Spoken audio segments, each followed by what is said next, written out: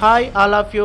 నా పేరు పురాణం శోభన్ బాబు. ఈరోజు మనం టెక్నికల్ సబ్జెక్ట్స్ నుంచి నాన్ టెక్నికల్ థింగ్స్ని మనకు నేర్పించే జీవిత సూత్రాలని చెప్తుంది. అంటే లైట్ అనేది కంటిన్యూస్ మేనర్లో ఉండదు, పాకెట్స్ ఫార్మేషన్లో కటింగ్స్గా ఉంటుంది, డిస్క్రీట్ మేనర్లో ఉంటుందని చెప్తారనమాట ప్లాంక్స్.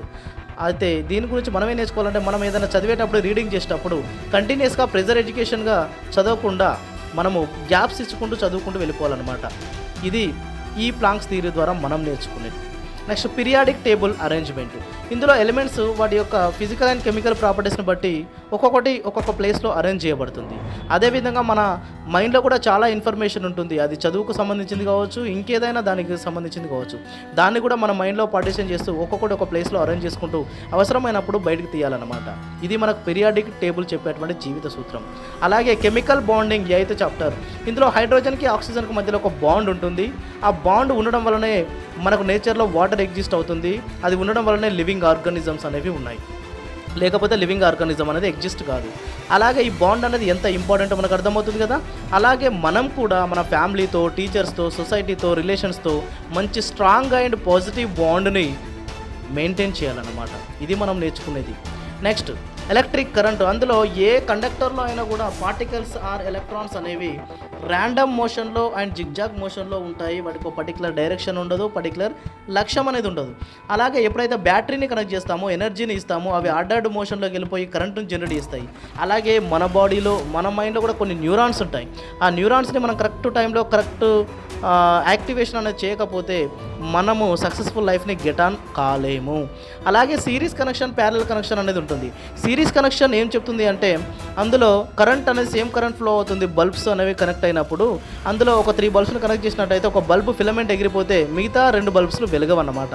అలాగే మనం చదువుకునేటప్పుడు తెలుగు అయిపోయిన తర్వాత హిందీ చదువుతాను, హిందీ అయిపోయిన తర్వాత ఇంగ్లీష్ చదువుతానని ఇలా సిరీస్ కనెక్షన్లో మనం సబ్జెక్ట్స్ని పెట్టుకొని చదువుకుంటూ పోతే ఒక సబ్జెక్ట్ ఫెయిల్ అయినా కూడా టోటల్ నువ్వు 10th ఫెయిల్ అయినట్టే. కాబట్టి సిరీస్ కనెక్షన్లో చదవకూడదు. ప్యారలల్ కనెక్షన్లో బల్బులు ఎలా కనెక్ట్ అయి ఉంటాయి అంటే ఈ విధంగా పాజిటివ్స్ అన్ని ఒక కాడ, నెగిటివ్స్ అన్ని ఒక కాడ కనెక్ట్ అవుతుంది. ఇందులో కరెంట్ అనేది డిఫరెంట్ కరెంట్ ఫ్లో అవుతుంది. ఒక బల్బు ఫిలమెంట్ ఎగిరిపోయినా మిగతా 2 బల్బులు వెలుగుతాయి. మనం చదువుకున్న చదువు కూడా అన్ని సబ్జెక్ట్స్ ఒకే విధంగా ఒక గంట ఒక సబ్జెక్ట్ అలా చదువుకుంటూ వెళ్ళిపోతే అన్నిటిని టచ్ చేసిన వల్ల మాత్రం ఏ సబ్జెక్ట్లో ఫెయిల్ అవ్వడానికి ఛాన్స్ ఉండదన్నమాట. అలాగే నెక్స్ట్ 10th చాప్టర్లో ఏముంది అంటే ఇక్కడ ఆరెస్టెడ్ చెప్పిన ప్రకారం ఎలక్ట్రిజం ఎక్కడైతే ఉంటుందో మ్యాగ్నెటిజం కూడా అక్కడే ఉంటుంది అని చెప్తాడనమాట. అయితే హార్డ్ వర్క్ ఎక్కడ ఉంటుందో సక్సెస్ అక్కడ ఉంటుంది. సక్సెస్ ఎక్కడైతే నువ్వు గమనిస్తావో ఖచ్చితంగా అక్కడ హార్డ్ వర్క్ ఉంటుంది అనేది మనం ఈ చాప్టర్ నుంచి నేర్చుకోవచ్చు అనమాట. Next 11th chapter principles of metallurgy. అంటే మెటల్ని మనము ఓర్ నుంచి సపరేట్ చేసేటువంటి క్రమంలో ఎన్నో ప్రిన్సిపల్స్ ఉంటాయి. అదేవిధంగా మన జీవితాన్ని మంచిగా డిజైన్ చేసుకునేటువంటి క్రమంలో ఎన్నో ప్రిన్సిపల్స్ ఉంటాయి. వాటిని మనము గేట్స్ లాగా ఉపయోగించుకొని వాటిని ముందుకెళ్ళిపోవాలన్నమాట. అలాగే last chapter king of the elements, carbon and it's compounds. అయితే ఈ కార్బన్ అనేది అన్నిట్లో కనెక్షన్ పెట్టుకొని 118 ఎలిమెంట్స్లో కొంచెం పార్షియల్గా డైరెక్ట్గానో ఇండైరెక్ట్గానో కనెక్షన్ పెట్టుకొని అది కింగ్ ఆఫ్ ది ఎలిమెంట్స్గా వెలుగుతుందన్నమాట. మనం కూడా కింగ్ ఆఫ్ ది పర్సన్స్గా, కింగ్ ఆఫ్ ది స్టూడెంట్స్గా ఒక పర్టికులర్ రికగ్నిషన్ పొందేలాగా ఉండాలి.